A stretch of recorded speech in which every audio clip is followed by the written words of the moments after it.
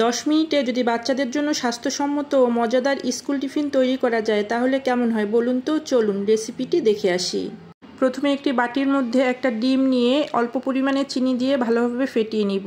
এখন আমাদের প্রয়োজন হবে চিকেন সসেস। আপনারা সসেসের বদলে চিকেনও ব্যবহার করতে পারেন। সসেসগুলোকে ছোট ছোট করে কাট করে আমি হালকা তেলে সতে করে ভেজে নিব। এখন দুটা পাউরুটি স্লাইসকে সেই ফেটানো ডিমের মধ্যে চুবিয়ে হালকা তেলের মধ্যে ভেজে নিতে হবে। আমরা তো বাচ্চাদের প্রতিদিন স্কুল টিফিন দেই, তাই মাঝে মাঝে যদি একটু অন্যরকম করে এরকম স্কুল টিফিন বানিয়ে দেওয়া যায় তাহলে বাচ্চারা অনেক মজা করে খেয়ে ফেলবে, কারণ এতে থাকবে সসেজ, চিজ, ডিম সহ আরও অন্যান্য উপকরণ।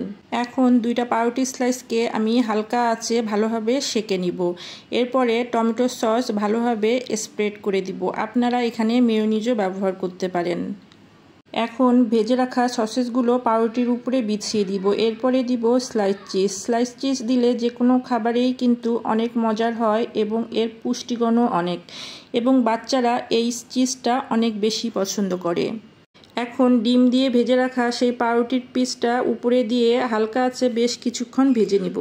এই স্যান্ডউইচের এক পাশ থাকবে হলুদ এবং এক পাশ থাকবে সাদা। এরপরে কাটার দিয়ে স্যান্ডউইচ আকারে কেটে আপনারা বাচ্চার টিফিন বক্সে দিয়ে দেখেন, টিফিন বক্স কখনোই ফাঁকা হয়ে আসবে না। তাহলে আর দেরি কেন, আজকেই ট্রাই করে ফেলুন।